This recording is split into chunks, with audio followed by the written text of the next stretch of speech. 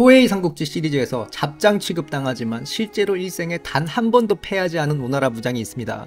이 인물은 송건을 위기에서 구해내기도 하고 화려한 위용과 치장으로 당대에 인싸해 송건에게 가절도 받은 인물인데요. 바로 하제입니다. 오늘 손천희 형은 오나라 인싸 하제에 대해 알아봅니다. 하제는 자가 공묘이며 회계군 태생으로 젊어서 군리와 현장을 지냈습니다. 보통 오나라 하면 장주육고의 공의화다 하는데 이는 유력 호족 성씨를 얘기하는 것이고 하씨 대신 사씨를 넣기도 하는데 특히 장주육고는 오나라 사성이라 일컫죠. 하제 역시 유력 가문 출신으로 젊어서 관직을 지낸 것으로 보입니다.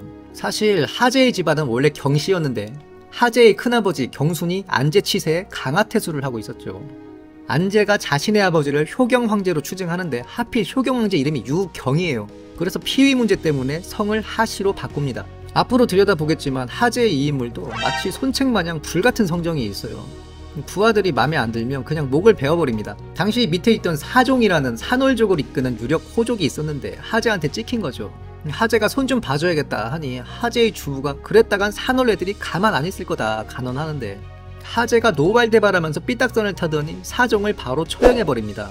앞서 언급했던 장주육고가 대호족이라면 공의호화는 신흥호족 정도로 보시면 되는데 하씨 대신 사씨를 넣기도 하는 거 보면 하씨랑 사씨 이 두 신흥 호족 가문 간의 알력 다툼이 배경이 아닌가 조심스럽게 추측해봅니다. 아니나 다를까 산월족 천여 명이 하제를 급습하는데 하제가 병사를 풀어 이들을 다 때려잡아 버립니다.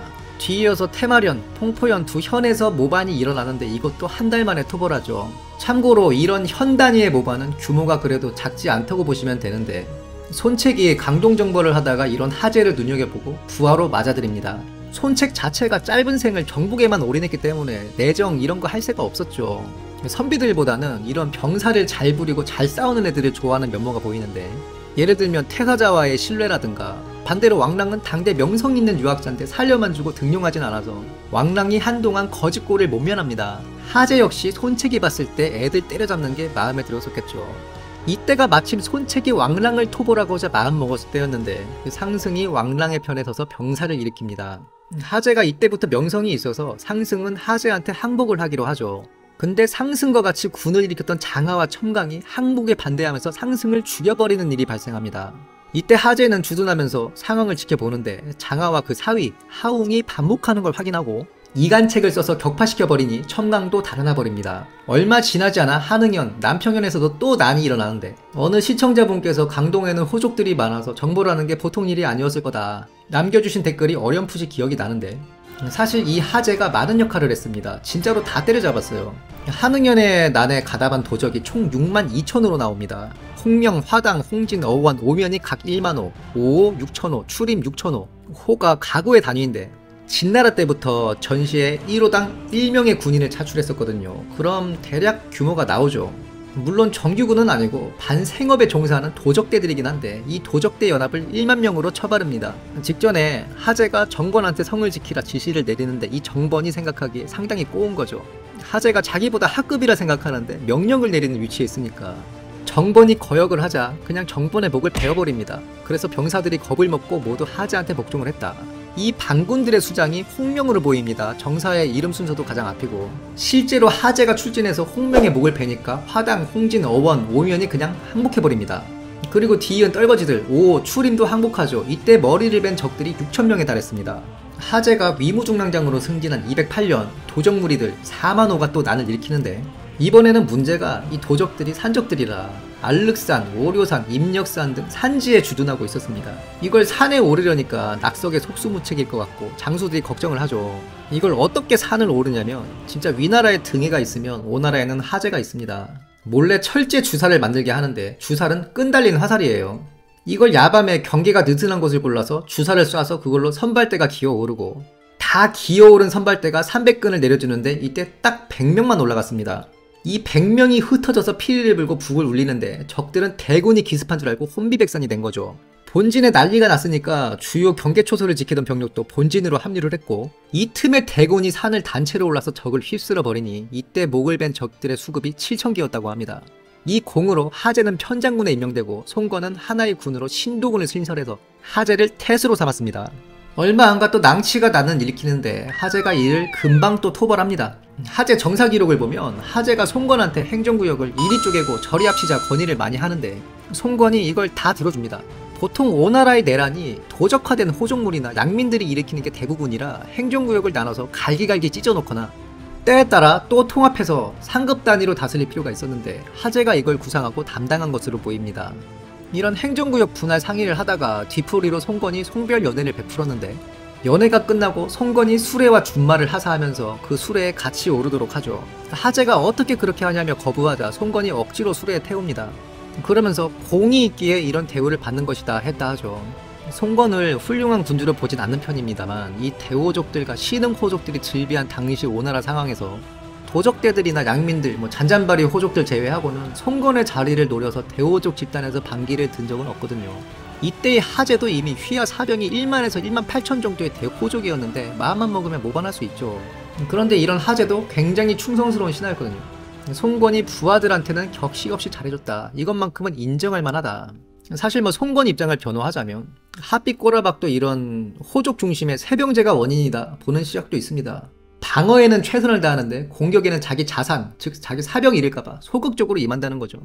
세병제가 뭐냐면 이거 좀 복잡한데 그 병사의 직이 세습된다. 아비가 병사면 아들도 병사. 이게 근데 인도 카스트 크샤트리아처럼 특권층은 아니고 오히려 하급 계층으로 보면 됩니다. 총나라는 여러 문헌들을 참고하면 징병제에 가깝다고 보고 위나라는 세병제였습니다. 근데 오나라도 세병제인데 여기는 골치 아픈 게 세습이 한 번 더 일어나요. 병력의 의무도 세습되는데 그 병권도 호족에게 세습됩니다. 그러니까 국가 소속 군인이 아니라 가문에 세습되는 사병. 쉽게 말하면 오나라 호족의 병사들은 대를 이어 병사가 돼야 되는데 이게 세병제죠. 그 호족이 죽으면 이 병사들은 호족의 아들들에 세습됩니다. 이게 오나라식 세병제인 거죠. 세습 영병제라고도 하는데 나름의 규칙도 있어요. 적장자 세습 우선, 때에 따라 형제나 손자에게 세습되기도 합니다. 육손이 죽고 육항이 육손의 병사 5천을 물려받죠. 물론 간혹 상황에 따라 이게 해체되기도 하는데 주유의 사병 4천은 노숙한테 가고요. 그 다음 여몽한테 인계됩니다.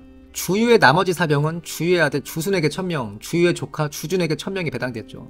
이건 딱히 송건이 주유 가문을 해체하려고 했다기보다는 주유가 거느린 병권이 사실상 오나라 핵심 최정예 병에다가 주유가 이분직의 실행을 위한 출정 준비 중에 급사했기 때문에 관군에 가까운 성격을 가지고 있지 않았나 추측합니다. 그리고 주유 자손들도 특별하지가 않았죠.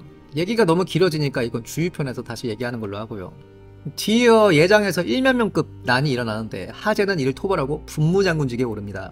그리고 215년 송건이 장류한테 개털린 그 핫빛꼬라박 때도 활약을 하는데 송건이 패퇴하고 도망치는 걸 수군 3천으로 맞이하여 송건을 구해냅니다. 장료편에 언급한 적이 있는데 이때 송건이 정신 못 차리고 선상에서 연회를 열자 하재가 울면서 간언하죠. 이 일을 평생 교훈으로 삼아라. 그러니 송건이 마음에도 새기고 관복뒤에도 새기겠다 합니다. 그 일이 있고 1년 뒤 하재는 육손과 함께 조조와 내통한 우도를 토벌하는데 이 전공으로 안동장군 및 산음 후에 자기를 받습니다.